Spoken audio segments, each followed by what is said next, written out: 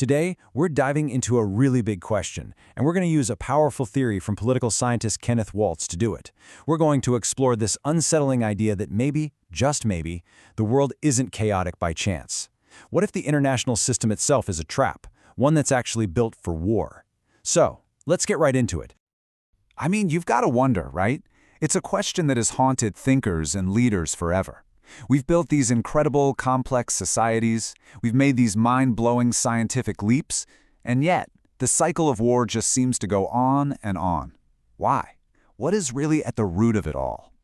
Well, to try and get a handle on this, people who study international relations have basically sorted all the possible causes for war into three big buckets, or what they call levels of analysis. It's a framework that helps us organize all the different theories out there to figure out where the real problem might be hiding. Now, sure, we could blame it on flawed human nature, or on aggressive governments. And you know what? Those are definitely part of the story. But what if the deepest, most powerful reason for war has nothing to do with the individual players at all, and everything to do with the game they're all forced to play? And that brings us right to Kenneth Waltz's famous framework. He called them the three images.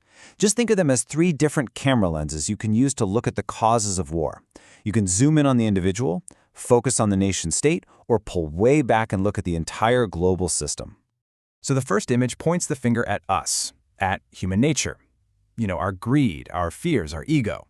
The second image looks at the countries themselves and asks if maybe certain types of governments, like dictatorships, are just naturally more warlike. And both of those make a lot of sense, but they don't quite explain why even peaceful, democratic, well-meaning countries still end up at war. And that's why today we're focusing on that third image, the really radical idea that the problem isn't the actors, but the stage itself. To really get this third image, we've got to wrap our heads around one super important concept: international anarchy. And I promise you, it's probably not what you think it is. Yeah, in day-to-day life, anarchy means total chaos, right? But in political science, it just means there's no world government. There's no global 911 you can call when another country attacks you. At the end of the day, every single nation is on its own and has to look out for its own survival. And hey, this isn't some new idea. The ancient Greek historian Thucydides was talking about this thousands of years ago. He basically said that in a system like this, an anarchic one state's attempt to make itself safer, like Athens building up its navy, is seen as a direct threat by its neighbor. There's no global referee to step in, so fear and self-interest just take over. So, okay, this is a pretty big, abstract idea. How can we really visualize it? Well, the philosopher Jean-Jacques Rousseau came up with this absolutely brilliant, simple little story that gets right to the heart of the problem. It's called the stag hunt. All right, picture this. 5 hunters, and they are starving. They make a deal to work together to hunt a giant stag. If they pull it off, everybody eats like kings for days. But here's the catch. The plan only works if every single person stays at their post. No exceptions. Suddenly, a rabbit runs right past one of the hunters. Now he has a choice. He can ditch his post and grab the rabbit, guaranteeing himself a small meal, right? But in doing so, he lets the stag escape, and the whole group plan falls apart. And this little story just illustrates the dilemma perfectly. Cooperating to get the stag gives you the best possible outcome for everyone, but it comes with a massive risk. You have to completely trust that everyone else is going to do their part. But chasing the hare? Well, the reward is way smaller, but it's a sure thing. It's guaranteed. It pits the long-term good of the group against the short-term survival of the individual. Okay, so it's a neat little story about hunting. But how in the world does this become this powerful explanation for international war? Well, it turns out this simple fable is basically a mirror for the entire world of foreign policy. Seriously, how do we jump from a few guys in a forest to massive global conflicts between superpowers? Well, the parallels are actually way deeper and, frankly, more troubling than you might think. Let's just map it out. The hunters? Those are the individual countries. The stag? That's some huge, shared goal, something that helps everybody, like global peace, or free trade, or tackling climate change. The hare? That tempting little rabbit? That's immediate self-interest, a quick security advantage, or a sudden economic win. And the forest they're all in?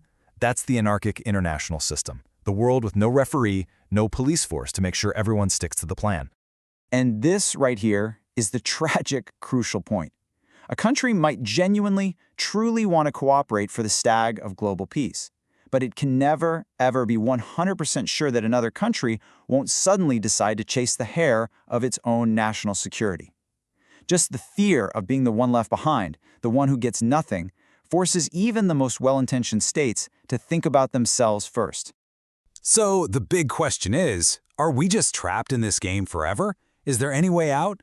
Well, this is where the debate gets really interesting, with two major philosophers offering two totally different answers. On one side, you have Immanuel Kant. He was the optimist. He really believed that states could learn and evolve.